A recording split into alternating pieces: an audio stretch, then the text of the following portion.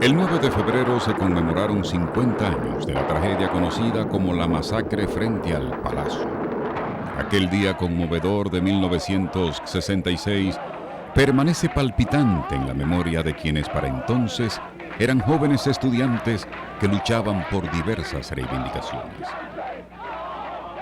Aquel día nosotros fuimos convocados por la Federación de Estudiantes Dominicanos, que era presidida en ese momento por el estudiante de ingeniería Amén Abel Hasbún.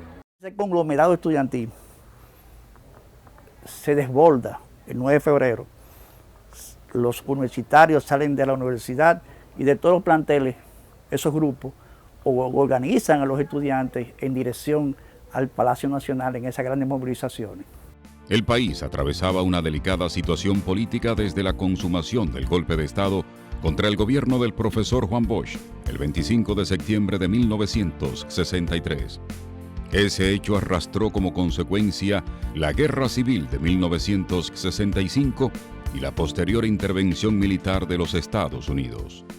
El contexto era que había terminado el proceso de lucha armada de la guerra constitucionalista de ese año, 1965, y había habido un acuerdo prácticamente impuesto por las circunstancias, porque fuimos intervenidos. Era una guerra popular triunfante que fue impedida por una invasión norteamericana de la nación más poderosa del mundo. Para la época, Rafael Pérez Modesto era un dirigente nacional del Movimiento Revolucionario 14 de Junio. En la actualidad, es gerente general del Consejo Nacional de la Seguridad Social.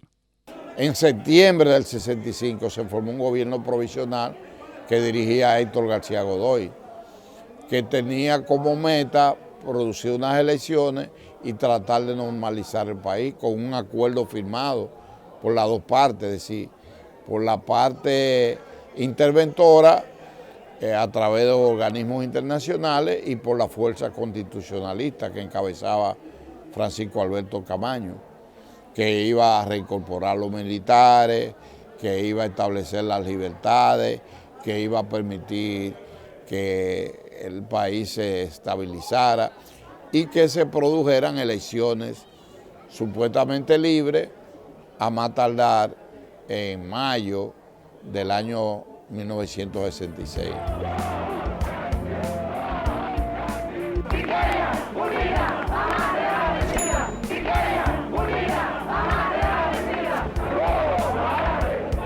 Los estudiantes universitarios de secundaria e intermedia, liderados por la Federación de Estudiantes Dominicanos, demandaban la desocupación de los planteles escolares que las tropas interventoras habían convertido en cuarteles.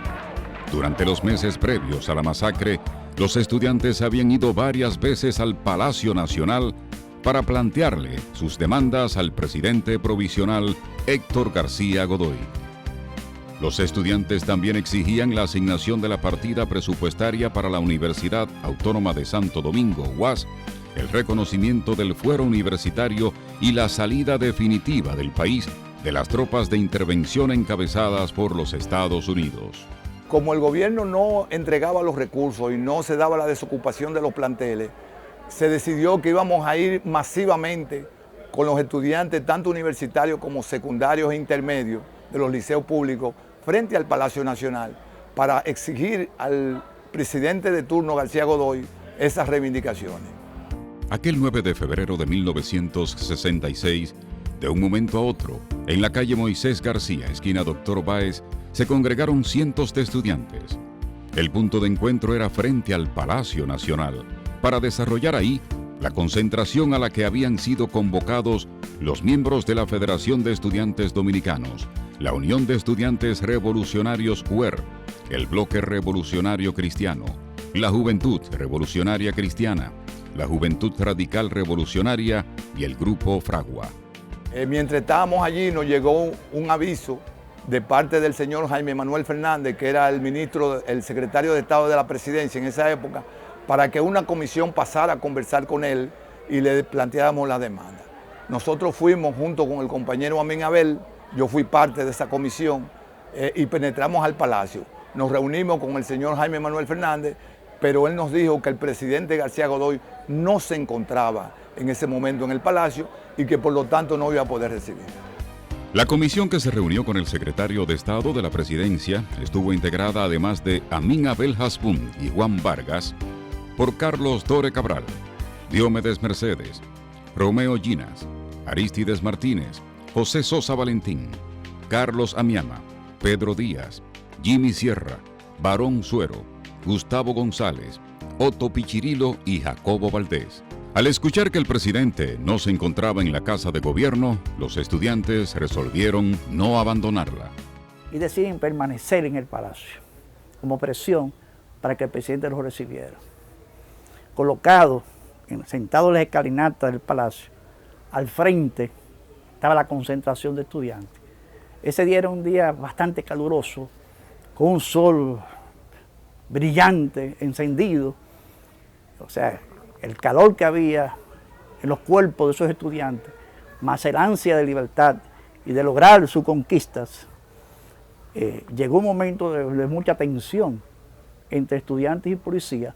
La policía se colocó detrás de la verja del Palacio, había un grupo bastante amplio, y afuera habían unos cuantos policías también. A mí le dijo que nosotros no íbamos a abandonar la planta física del Palacio Nacional y nos íbamos a quedar ahí hasta que el presidente García Godoy nos reciba. Y que nos íbamos a sentar en las escaleras del Palacio Nacional a esperarlo. Para entonces, Juan Vargas era secretario de organización de la Unión de Estudiantes Revolucionarios, UER. Estuvo entre los comisionados a la reunión al Palacio Nacional. Nosotros nos sentamos y enviamos al compañero, al ingeniero, al actual hoy ingeniero Romeo Ginas, para que hablara, que era vicesecretario general de la FE, para que hablara con los estudiantes y le explicara lo que estaba pasando dentro del Palacio. El compañero Ginas, atendiendo a las instrucciones del compañero Amín Abel Hasbún, bajó a la calle Doctor Báez, donde estaban los compañeros, y allí cuando iba a hablar a la muchedumbre de estudiantes para explicarle la situación, inexplicablemente se soltó un tiro y comenzó lo que podríamos llamar el ametrallamiento más vil y horrendo contra una masa de estudiantes que solo teníamos libros y lápices.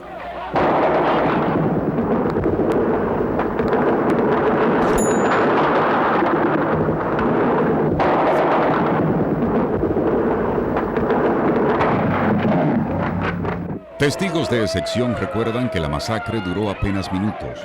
Algunos hablan de no más de 7, mientras otros aseguran que no fue mayor de 3. En lo que coinciden es que se trató de una verdadera masacre en contra de estudiantes totalmente indefensos.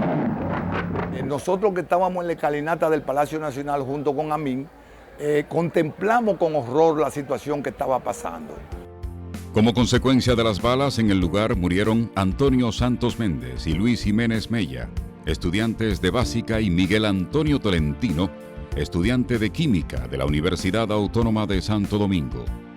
La joven de 14 años, Amelia Ricard Calventi, moriría el 3 de marzo en el hospital de San Antonio, Texas, a donde fue trasladada para ser sometida a una cirugía en la columna vertebral. La masacre también dejó decenas de lesionados. 2 de los heridos de gravedad fueron Antonio Pérez y Brunilda Amaral, quienes a partir de entonces tuvieron que asumir la vida en sillas de ruedas.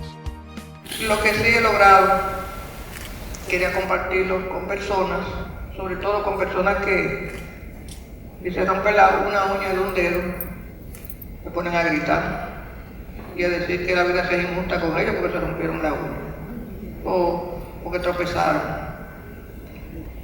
Y yo tengo como ejemplo de que aquí hay compañeros y compañeras, no de viaje, compañeros y compañeras de siempre,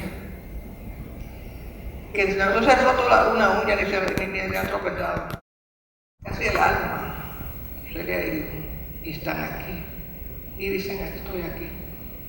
Y no pasa nada, yo lo he superado, y voy a seguir viviendo otros obstáculos y también lo he superado. Brunilda Amaral se inició en la vida política a los 16 años. Fue miembro del Movimiento Revolucionario 14 de Junio y fue secretaria de organización de la Unión de Estudiantes Revolucionarios. Luego de la masacre que la dejó en silla de ruedas, participó como atleta en diversas competencias deportivas internacionales, entre ellas los cuartos Juegos Panamericanos sobre sillas de ruedas en Lima. En 1998 formó junto a otras compañeras el Círculo de Mujeres con Discapacidad y en 2005 le fue impuesta la Medalla al Mérito, auspiciada por la entonces Secretaria de Estado de la Mujer. Con ocasión del 50 aniversario de la masacre, puso en circulación en la Universidad Autónoma de Santo Domingo sus memorias, Ni mártir ni heroína, una mujer decidida. Es un libro poco motivacional, para que la gente entienda que si la cabeza no anda bien, los pies no tienen para dónde ir. Para muchos, la masacre de aquel 9 de febrero es un hecho para nunca olvidar, sobre todo porque sirvió de base para muchas de las conquistas de hoy.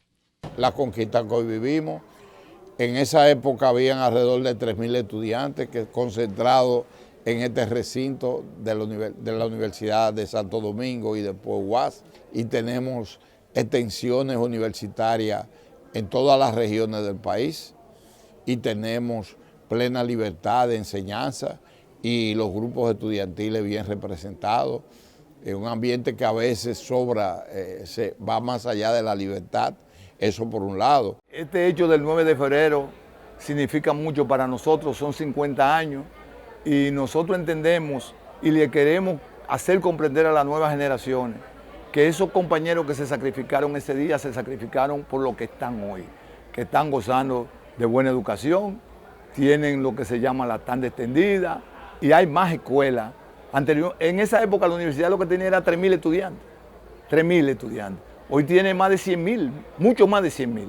O sea, era muy precaria la situación y nosotros lo que quisiéramos es que lamentablemente esa situación no se vuelva a repetir.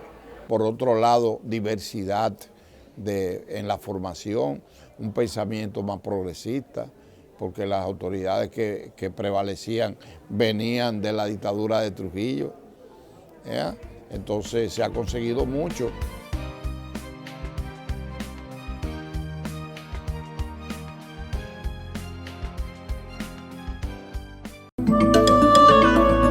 Videocine Palau, canal oficial de René Fortunato en YouTube. Suscríbete.